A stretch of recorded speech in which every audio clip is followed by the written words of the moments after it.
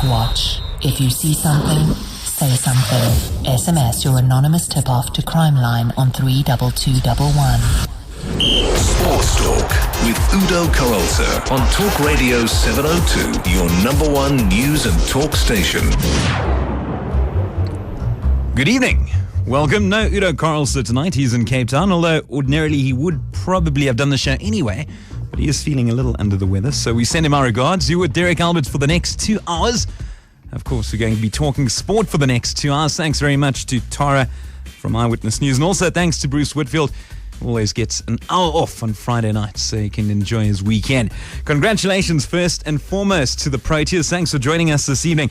Proteas, it's been rather disappointing over the last couple of weeks. We won't lie, over in Sri Lanka. Of course, we went down 4-1 in the ODIs, but we've hit back this evening. I didn't think we would, and not necessarily before the match. I think if anyone takes form into account, you would have reckoned that the Proteas stood absolutely no chance whatsoever. But it wasn't to be. Very good performance, in particular from JP Dumne again. 51 from him. He was named man of the match as the Proteas went on to win it. In the end, quite comfortably, 12 runs for a T20. Sri Lanka looked on course at one stage, but if you look at the fall of their last couple of wickets, they only had two players, in fact, scoring in double figures. They had Pereira with 11 and Sangakkara, who else, with 59. He remained not out at the end. And you always thought as long as he was there that they stood a chance. As far as the other scores are going, 9, 8, 4, 0, 5, 0, 0, 0, 0. 7. Good bowling performance all round from the Proteas as well. Dumne again, 3 for 18. Imran Tahir taking a wicket, 2 for Wayne Parnell. Good to see him back in the action. And then we had Morne Morkel, 2 for 26, and Lonwaba Tsotsobe, 1 for 11. As for the batting, nothing too much to write home about except for that score from JP Dumne, although AB de Villiers provided a neat little cameo down at 5, 15 for him. Question again, though, why is he batting at 5? Because he is regarded as our best batsman. Would you have him up top? Let us know. Give us a call, 011-883-0702 if you're in Joburg, or in Cape Town, 021-446-0567. Don't forget the SMS line, 31702 or 31507.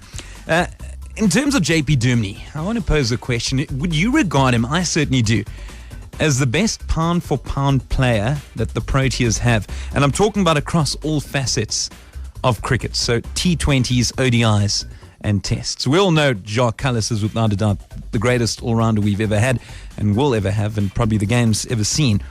But in terms of all three formats, who would you go with? 011 883 0702.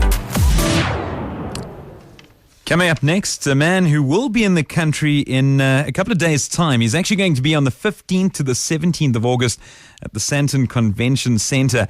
And he's going to be discussing what is the true price of winning at all costs. He's also going to talk about the power of truth at the Vitality Summit, which takes place over those days.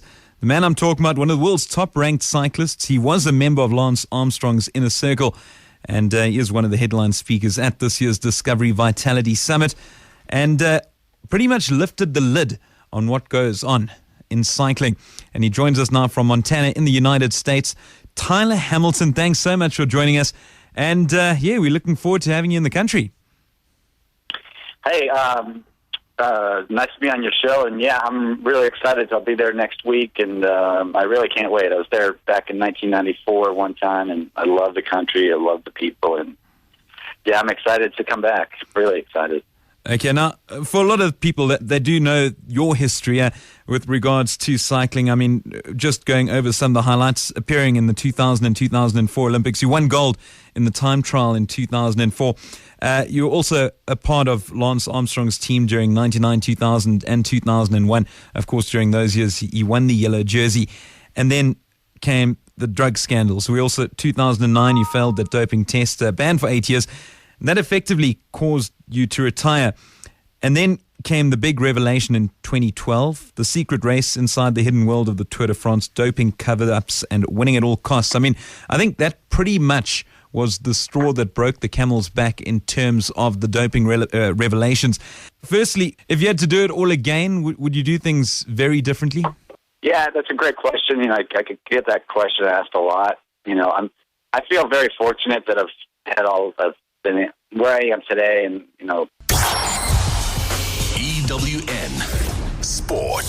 Quite a pity. You'd expect it to be a bigger, more auspicious day. It would be nice to see it get a bit of credence. The only problem is, I think, because there's so few of them left, you don't get... Jeez, Al, you're a horrible person.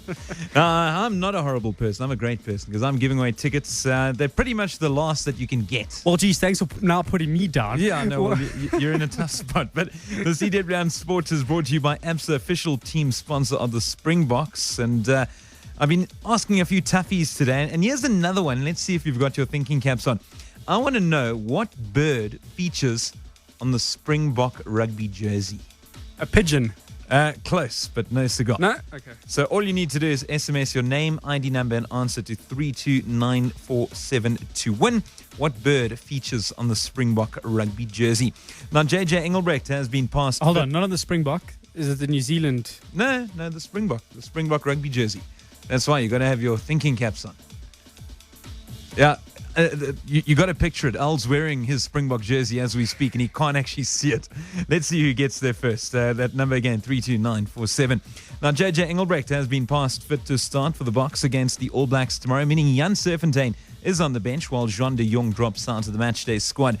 The last time these two sides met at Ellis Park was in 2004, when the Boks ran out 40-26 victors, and a similar result tomorrow will be enough for the Boks to win the rugby championship.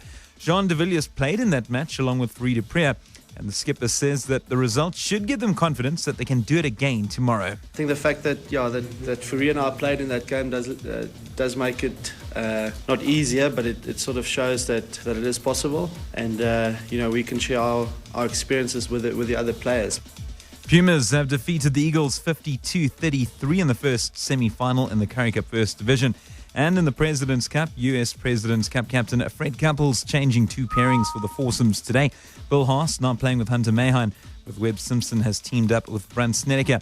Internationals are unchanged. For an in-depth look at the President's Cup, you can visit ewn.co.za. Also on the website, you'll see a lot more regarding the Springboks, including an interview with referee Nigel Owens.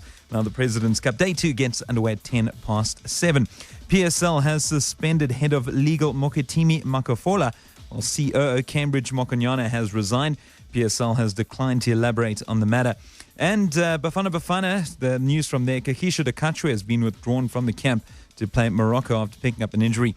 Gordon Iggesson says he won't replace him and instead will travel to Morocco with 22 players. And in the Champions League semi-final, Rajasthan Royals posting 159 for 8 in their 20 overs. In reply, Chennai Super Kings, they are 10 without loss. That's after 2 overs. Al, do we have a winner?